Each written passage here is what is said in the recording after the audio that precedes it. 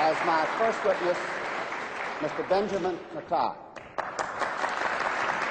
Mr. Nitay, welcome to the Advocate. Thank you. Glad to be here. Mr. Nitay is a graduate of MIT. He is an Israeli, and he is a man who has written widely on this question before the House tonight. Mr. Nitay, is the issue of self-determination the core of the conflict in the Middle East? No, I don't believe it is. The real core of the conflict is the unfortunate Arab refusal to accept the State of Israel. And I think, as was mentioned earlier, for 20 years the Arabs had both the West Bank and the Gaza Strip. And if self-determination were, as they now say, the core of the conflict, they could have easily established a Palestinian state then, but they didn't. When did the issue arise then? Well, for 20 years, we didn't hear a word about self-determination. And in fact, what we did hear, those of us living in the Middle East, was about driving the Jews into the sea. Now, after 1967, under the leadership of the PLO, the hardline strategy shifted to adopting a moderate, dressed-up slogan, which now talked in terms of first a secular democratic state and then replaced it with Palestinian self-determination.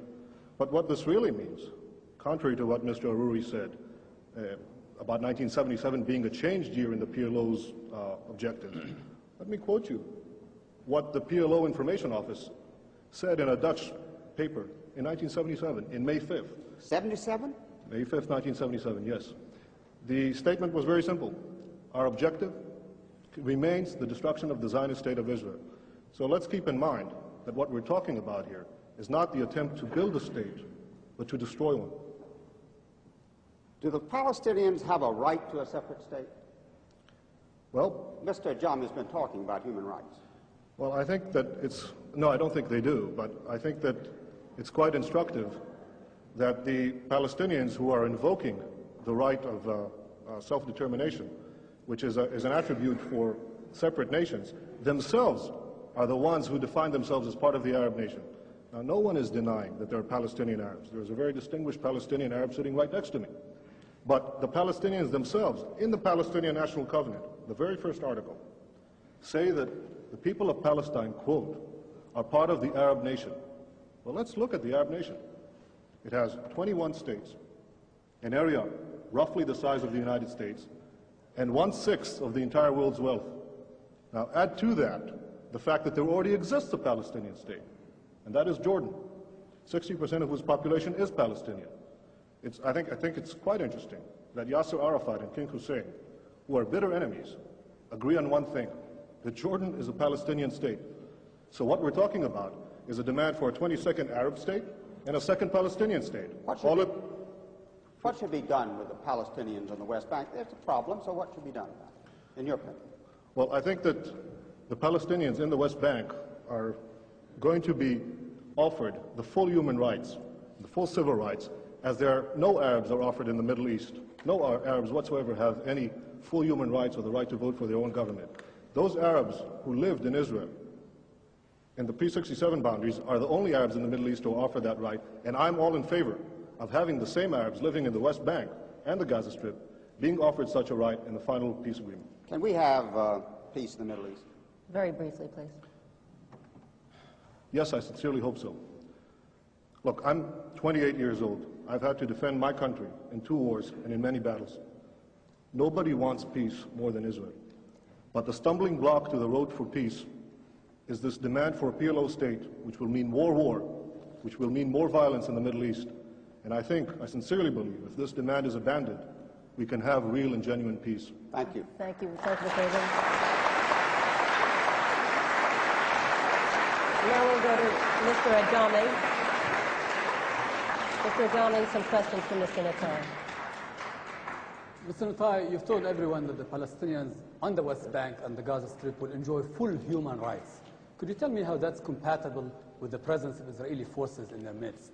Well, the Arabs living now under the Arabs who lived in Israel, 400,000 of them, 400,000, between 1948 and 67, as I said earlier, certainly enjoy full human rights.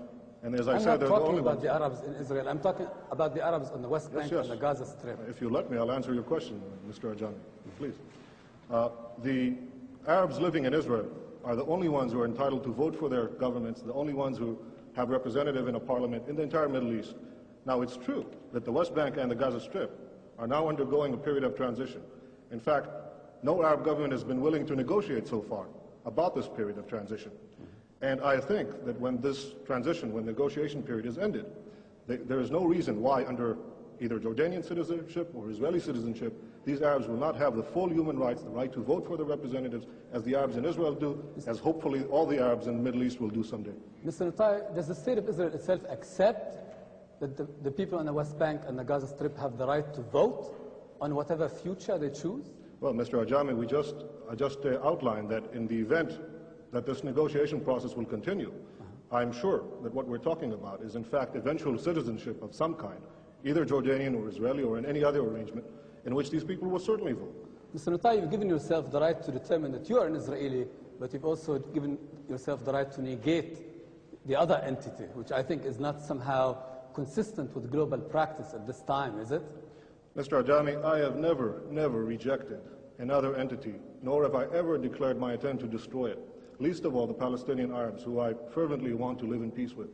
All I'm saying is that it is the Palestinian Arabs themselves, their leaders, Arafat, Muhsin, who Morris Abrams quoted earlier, Farouk Kaddoumi, the number 2 man in the PLO, these are the ones who say they are part of the Arab nation. These are the ones who say they already have a Palestinian state.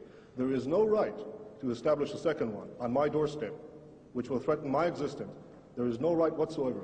Okay, Mr. Nitay, you seem like a very patriotic Israeli. Does not the fact of Israeli dependence upon the U.S. in order to maintain its occupation on the West Bank and the Gaza, does this not trouble you at all? Mr. Ajami, you asked me as a patriotic Israeli, and I'll answer as someone who has fought in the Middle East. One of the things that I think is unique about Israel, in terms of all America's allies, is that it is perhaps the only one who has taken care of itself so far.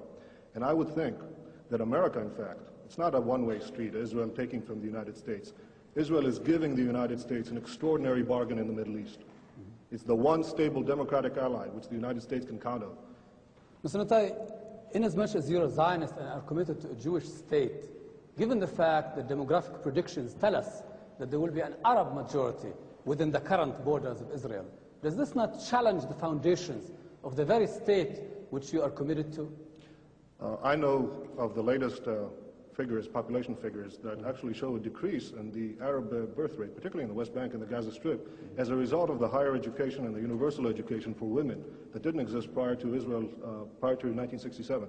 Now, if you ask me, would I reject Palestinians or Arabs living in our midst? Ridiculous. Of course not. They're citizens of Israel.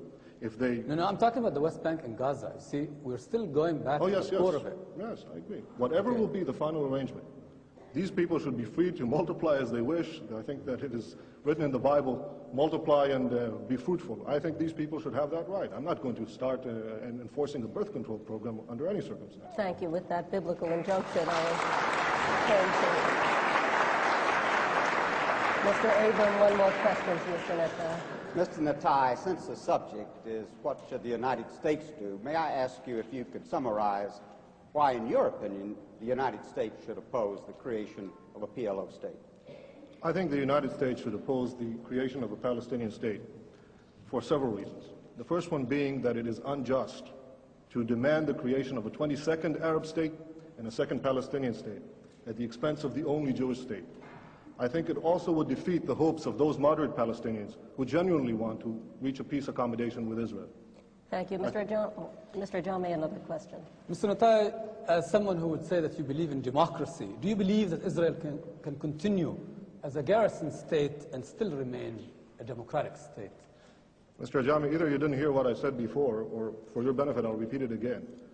No, Israel does not intend to remain a garrison state. Israel wants to live in peace and wants to be secure. If that involves maintaining military guarantees, our own military guarantees against the destruction of people who surround us, yes, I believe we should fight for our survival.